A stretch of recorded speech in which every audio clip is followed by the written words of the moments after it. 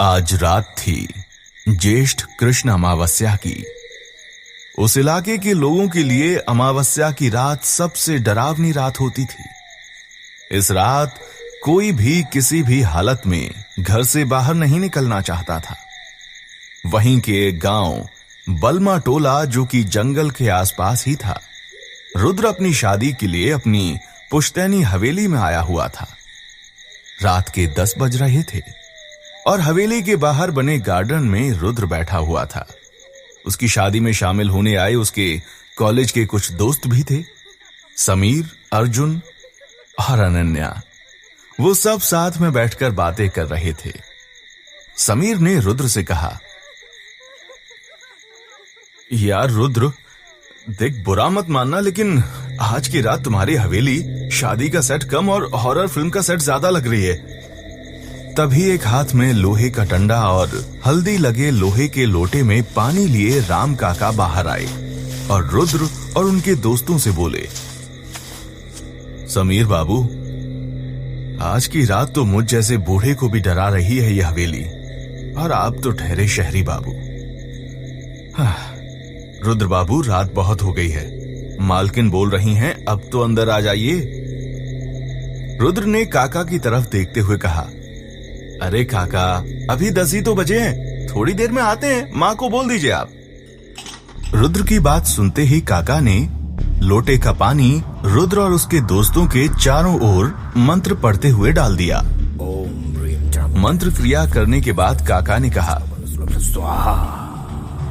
अब आप में से कोई भी इस घेरे के बाहर मेरे साथ ही जाएगा, ठीक है? ये कहकर राम काका आसमान की तरफ देखने लगे। राम काका को ऐसे आसमान की तरफ देखते हुए समीर ने रुद्र से पूछा, यार, ये राम काका मूर्ति की तरह आसमान की तरफ क्या देख रहे हैं? रुद्र ने राम काका से पूछा, क्या हुआ काका, आसमान की तरफ किस अप्सरा को ताड़ रहे हैं आप? उसी तरह आसमान की तरफ देखते हुए राम काका ने कहा, अप्सरा नहीं, चुड़ैल, जो आज की रात सबसे ज्यादा ताकतवर हो जाती है।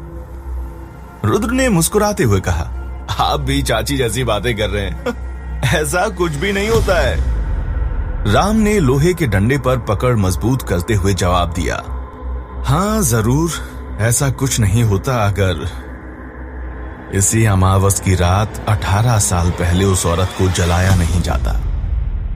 अर्जुन ने हैरानी से पूछा, हाँ काका, मैंने भी सुना है कि यहाँ किसी औरत को जलाया गया था, मुझे लगा कि ये सिर्फ अफवाह है। राम काका ने भी आसमान की तरफ ही देखते हुए कहा, अफवाह नहीं, सच है। और आज अमावस की रात और ऊपर से आसमान में एक भी तारे नहीं दिखाई दे रहे हैं। ये संकेत है कि उस औरत का साया जरूर आज बाहर आएगा। अर्जुन को इस कहानी में बड़ा इंटरेस्ट आ रहा था। उसने आगे पूछा, तो काका, मौसम भी हसीन है, एक काम करो, आज आप उस औरत की कहानी सुनाओ। क्यों दोस्तों, मजा आएगा ना? क्या कहते हो? अर्जुन की इस बात पर राम काका ने आसमान से नजरें हटाकर अर्जुन की तरफ देखते हुए कहा, मजा नहीं, सजा हो जाएगी, और मैं उस रात की कहानी आज नहीं बता सकता। अगर आज मैंने वो कहानी बताई तो देखना, आज वो यहां जरूर आएगी। और सोचो, अगर वो सामने आ गई तो आप क्या करोगे? मेरी मानिए, मालकिन कब से बोल रही हैं, रात बहुत हो गई, अंदर चलिए रुद्र बाबू। राम काका के मना करने के बावजूद अर्जुन ने जोर देते हुए कहा, अरे काका, कुछ तो बताओ, उसे क्यों जलाया गया था? किन लोगों ने जलाया था? और जलने के बाद भी क्या सच में वो किसी को दिखाई दी है? दूसरों की छोड़ो, क्या आपने कभी उस औरत को देखा है? मतलब उस औरत के भूत को? अर्जुन के इन सवालों पर राम काका के माथे पर पसीना आ गया। उन्होंने लंबी सांस ली और बोले, देखो बेटा, मैं सिर्फ इतना बता सकता हूं कि 18 साल पहले आज ही की रात इस इलाके के 3 गांव, मेघ, दास और बलमा टोला के सरपंचों और उनके आदमियों ने मिलकर उस लाल साड़ी औरत को इसी जंगल में पेड़ से बांधकर चलाया था। अजीब सी दहशत वाली रात थी वो।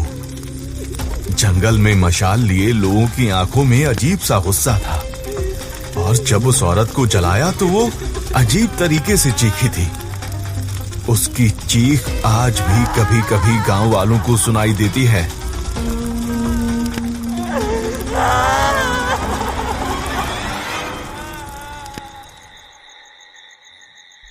राम काका की बात सुनकर अर्जुन ने तुरंत कहा, इसका मतलब यह हुआ काका कि 18 साल पहले आप भी वहां जरूर रहे होंगे, है ना? अर्जुन की इस बात पर बिना कोई जवाब दिए काका फिर से आसमान की तरफ देखने लगे। और इतने में अनन्या ने अर्जुन से कहा, यार मुझे तो ये बड़ी ही इंटरेस्टिंग हॉरर स्टोरी लग रही है, मैं पानी की बोतल लेकर आती हूं। हाँ, ये कहते हुए अनन्या उठी और घर के अंदर चली गई। राम काका ने आसमान की तरफ देखते हुए ही कहा,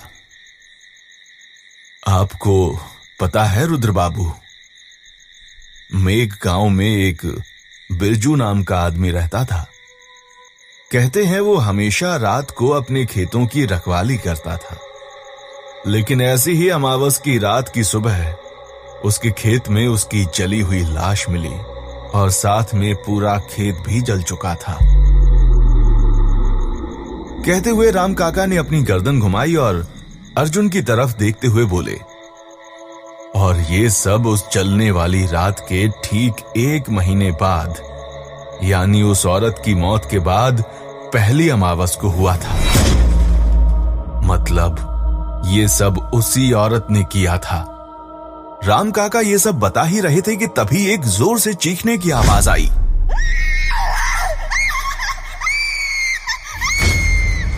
रुद्र और अर्जुन चौंक गए और समीर का चेहरा तो डर में सफेद पड़ गया।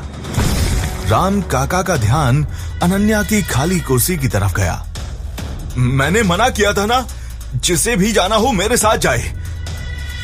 इसके बाद सभी उठकर राम काका के साथ उस तरफ भागे जहां से चीखने की आवाज आई थी।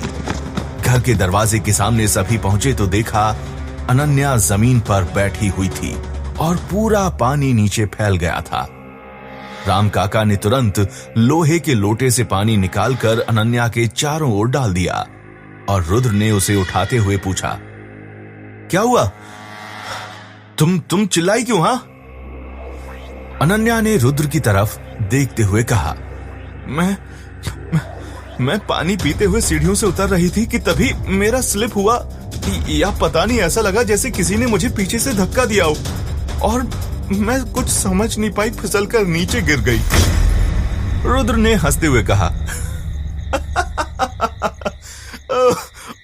और सुनो हॉरर स्टोरीज। घर के सभी लोग वहीं पर आ गए। रुद्र की मां लता ने रुद्र से कहा, चलो बच्चों, अब बस बहुत हो गया। हाँ, रात काफी ज्यादा हो गई है, तुम सब सो जाओ अंदर चलकर। काका, आप गार्डन से सामान अंदर रखवा दीजिए। रुद्र की मां के जाने के बाद रुद्र और उसकी दोस्त अनन्या अपने अपने रूम में चले गए।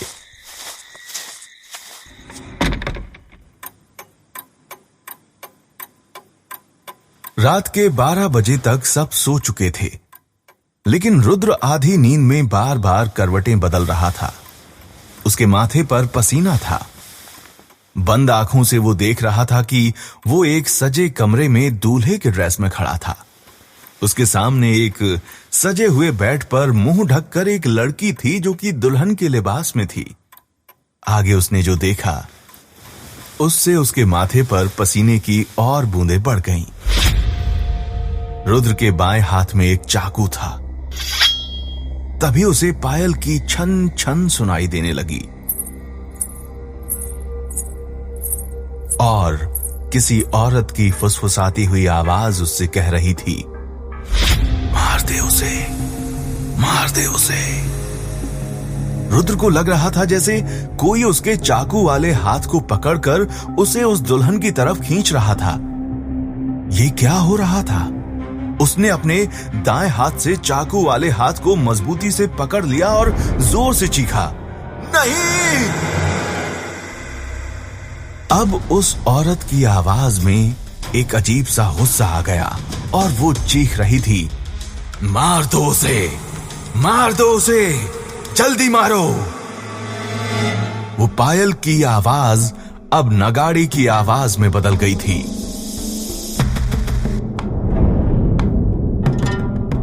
रुद्र नींद में छटपटाने लगा और उसने पूरा जोर लगाकर अपनी आंखें खोली तो उसे महसूस हुआ कि वो पूरी तरह से पसीने में भीग गया था।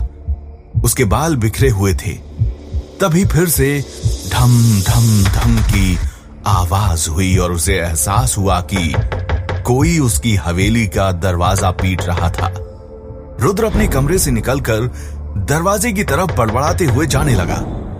सिर्फ अनन्या पर ही नहीं, लगता है मेरे ऊपर भी हॉरर स्टोरी का इफेक्ट होने लगा है। फिर वो घड़ी में देखते हुए खुद से कहता है, रात का 1 बज रहा है, इतनी रात को कौन आया है? तभी एक बार फिर से दरवाजे पर ठक ठक की आवाज आती है। रुद्र को समझ नहीं आता कि आखिर इतनी रात को कौन हो सकता है। वो अपने चेहरे के पसीने को हाथ से ही साफ करते हुए दरवाजे के पास जाता है और जैसे ही दरवाजा खोलता है वो देखकर हैरान रह गया। सामने उसकी एक्स गर्लफ्रेंड तन्वी खड़ी हुई थी। रुद्र ने गहरी सांस छोड़ी और तेजी से बोला, तन्वी, तुम इतनी रात को तुम कैसे आई? मेरा मतलब, तुमने ना किसी को कॉल किया ना कुछ, और मैं तुम्हें एक्सपेक्ट ही नहीं कर रहा था। बता देती तो मैं तुम्हें स्टेशन पर पिकअप करने के लिए आ जाता। रुद्र को बीच में ही काटते हुए तन्वी ने कहा, बस एक्सपेक्ट नहीं किए थे, इसीलिए तो सरप्राइज देने आ गई। अब क्या बाहर ही खड़ी रहूं? दरवाजे को पूरा खोलते हुए रुद्र ने कहा, आई एम सॉरी, दरअसल तुम्हें इतनी रात को देखकर मैं हैरान रह गया। तन्वी ने घर के अंदर आते हुए पूछा, बाकी सब आ गए? रुद्र ने कहा, हाँ, बस पीयूष नहीं आया है। सब फर्स्ट फ्लोर पर सो रहे हैं, तुम भी वहीं जाकर फ्रेश हो लो, फिर बात करते हैं। तन्वी फर्स्ट फ्लोर पर जाने के लिए सीढ़ियां चढ़ने लगी। सीढ़ियां चढ़ते हुए अचानक तन्वी के चेहरे का रंग बदलने लगा। उसका आधा चेहरा काला पड़ गया। जलने के निशान साफ साफ नजर आ रहे थे। उसने दुपट्टे से अपना चेहरा छुपाते हुए हल्की सी गर्दन टेढ़ी की और दरवाजा बंद कर रहे रुद्र की तरफ तिरछी नजर से देखा और फिर उसने डरावनी आवाज में कहा, 18 साल मैंने इस दिन का इंतजार किया। अब शादी तुम्हारी और सुहाग रात मेरी।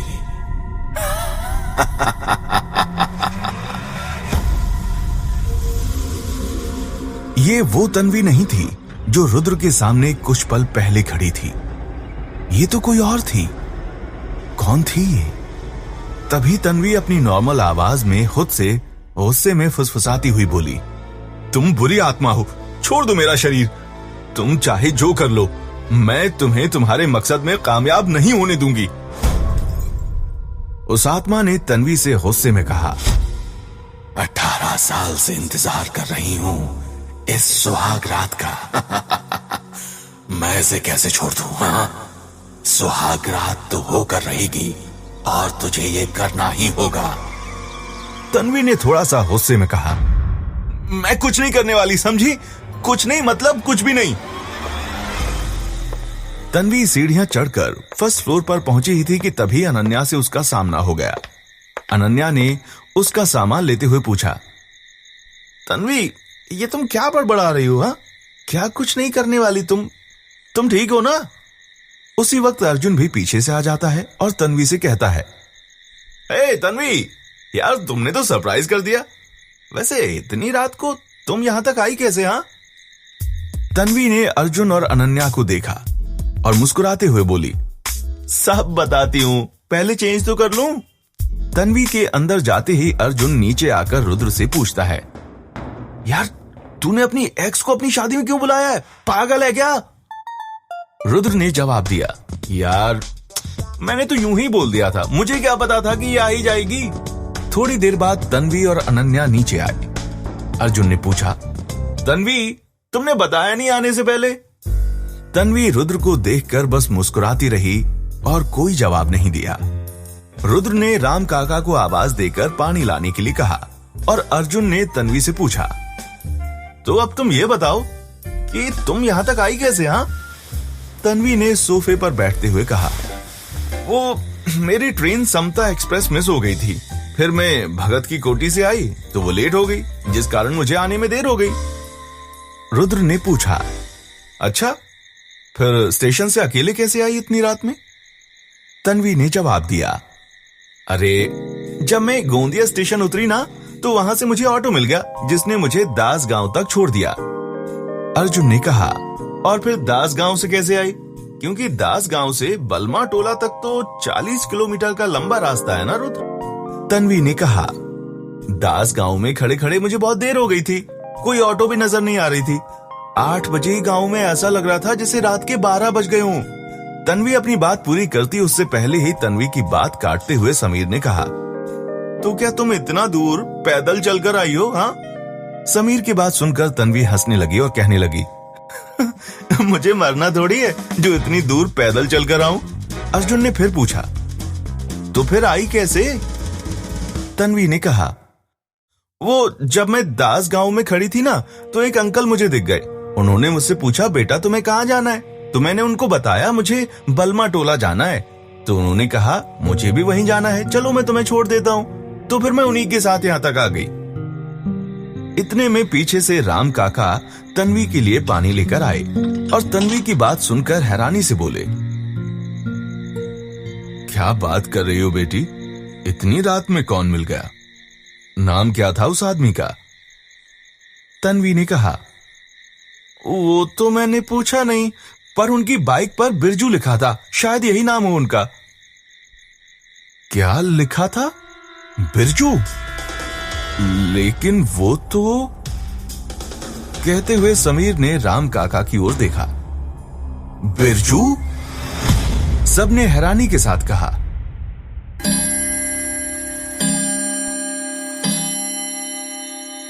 तभी दीवार घड़ी पर 3 बजने की आवाज हुई। रुद्र ने घड़ी की तरफ देखते हुए कहा, अरे इतना हैरान होने की क्या बात है? क्या दुनिया में एक ही बिरजू है क्या? हाँ, तुम लोग भी ना हद ही कर रहे हो। अच्छा सुनो, 3 बज चुके हैं और पीयूष की ट्रेन के आने का टाइम हो गया है, तो हमें उसे पिक करने के लिए अभी निकलना होगा। तो बताओ फिर कौन कौन चल रहा है मेरे साथ? रुद्र की बात को बीच में ही काटते हुए राम काका ने कहा, मालिक, काली अमावस की रात है और रास्ते में मेघ गांव भी पड़ेगा। इस समय जाने का मतलब अपने आप को उस चुड़ैल के हवाले करना होगा। रुद्र ने काका की तरफ देखते हुए कहा, काका कैसी बातें कर रहे हो आप? तो क्या अब हम अपने दोस्त को ऐसे अकेले छोड़ देंगे स्टेशन पर, वो भी इतनी रात को? हाँ, काका ने कहा, माफ कीजिए मालिक, पर मैं नहीं जाऊंगा। आप अपने दोस्त को फोन लगा के बोल दीजिए वो वेटिंग रूम में जाएं और अच्छे से दरवाजा बंद करके हाथ में कोई लोहे की चीज पकड़कर बस सूर्योदय तक का इंतजार कर लें। सूर्योदय की पहली किरण के साथ ही हम यहां से निकल जाएंगे। रुद्र ने झुंझला कर कहा, अब आप ऐसी बातें मत करने लगो यार काका, बहुत हो गई आपकी कहानियां। अर्जुन ने उसे शांत करते हुए कहा, अरे यार, अगर काका गलत कह रहे हैं तो तुम्हारी माँ ने भी तो यही कहा था ना कि ये रात काफी खतरनाक है। अगर ये सब बस कहानियां नहीं है तो... फिर अर्जुन ने पीयूष को फोन लगाया। जिस नंबर से आप संपर्क करना चाहते हैं, लेकिन उसका फोन स्विच ऑफ बता रहा था। इस पर रुद्र ने कहा, इसका मतलब हम उस मोटे को इतनी रात में रेलवे पर अकेला छोड़ने वाले हैं यार। कहते हुए रुद्र ने सबके चेहरे की ओर देखा और सब रुद्र और राम काका की तरफ देख रहे थे। रुद्र ने फिर से कहा, तुम लोगों को नहीं जाना तो मत जाओ, लेकिन मैं उस डरपोक मोटे को ऐसे मरने के लिए नहीं छोड़ सकता। कहते हुए रुद्र अपनी जगह से उठकर खड़ा हो गया।